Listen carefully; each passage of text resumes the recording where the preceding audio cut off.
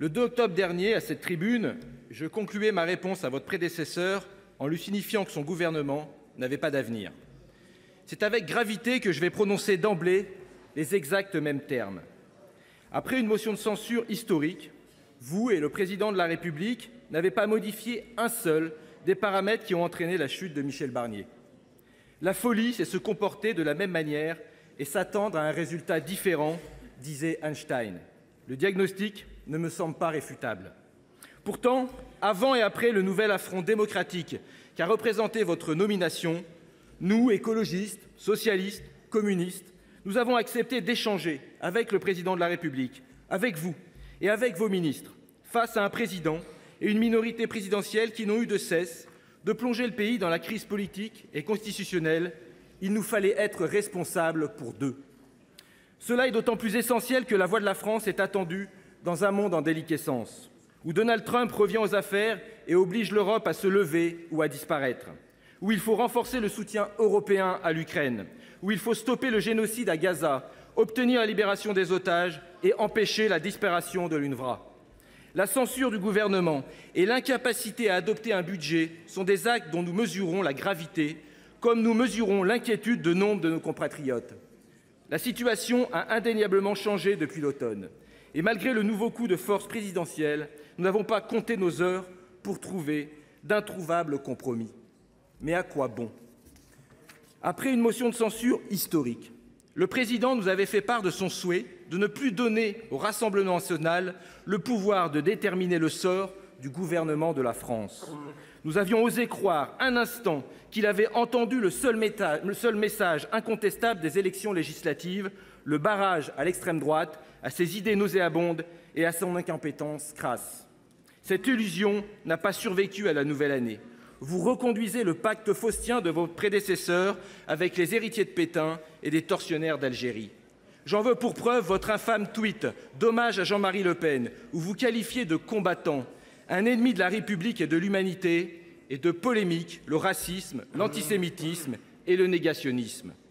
J'en veux également pour preuve le maintien place Beauvau du ministre d'extrême droite Bruno Retailleau, encore encensé hier à l'Assemblée par l'orateur du Rassemblement national, et la nomination d'un second ministre de l'Intérieur avec Gérald Darmanin à la Chancellerie.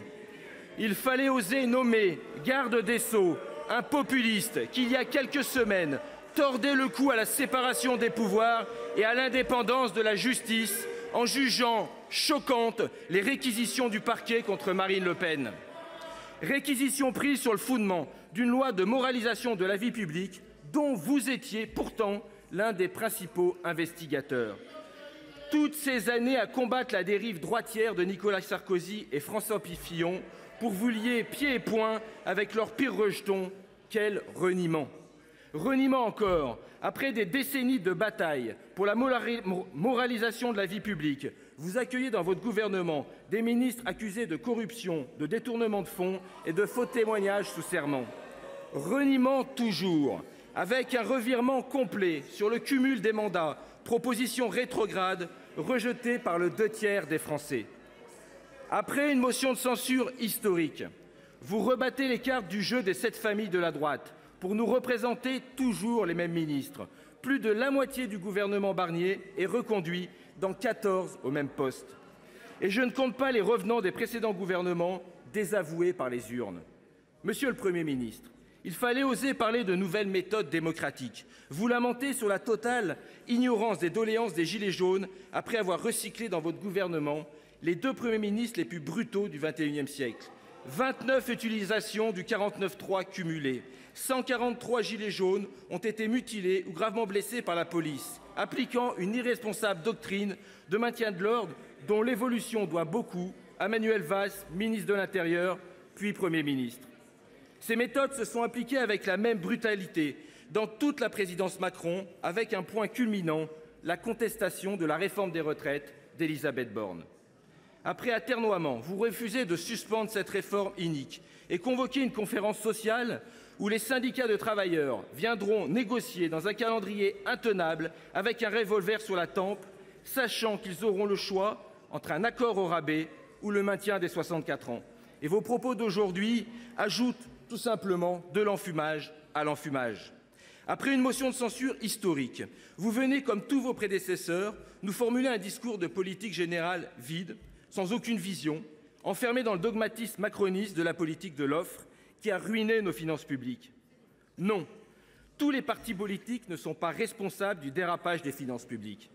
Les 2 derniers quinquennats de gauche plurielle, puis socialistes, ont réduit les déficits publics. Et même la dette pour le gouvernement Jospin, et même la dette au prix parfois de désaccords profonds au sein de notre famille politique. Seules les droites sont responsables de ce dévissage total de nos finances publiques. Sortez de votre déni, assumez votre bilan. Après une motion de censure historique, vous intimez au Parlement de reprendre l'examen du budget exactement là où il s'était stoppé en novembre. Comme si rien ne s'était passé. Vous enjambez la censure comme le président a enjambé sa défaite aux élections législatives. En refusant d'améliorer la justice fiscale pour accroître les recettes de l'État, vous nous proposez à nouveau le rabot généralisé, qui va encore aggraver les situations déjà intenables de notre école publique, de nos universités, de nos hôpitaux, de nos collectivités locales, qui va encore fragiliser nos industries, nos travailleurs victimes de l'inflation et exposés aux plans sociaux, qui va encore sacrifier la transition écologique, qui va encore laisser sur le carreau nos compatriotes ultramarins, à commencer par les Mahoraises et les Mahorais qui attendent bien plus de la République. Mais dans votre monde, le dérèglement climatique n'existe pas. Nous vous demandions 7 milliards d'euros pour les différents postes de la transition écologique, plan vélo, fonds vert, aide au développement et j'en passe. Pour tenter de retrouver la très relative ambition du budget 2024, vous nous proposez 200 millions. Nous avons bien compris, après 148 mots sur l'écologie, consacrés au nucléaire et au technosolutionnisme, que vous aviez encore moins d'ambition écologique que vos prédécesseurs. Pas un mot sur l'écologie et le climat aujourd'hui, sacrée prouesse.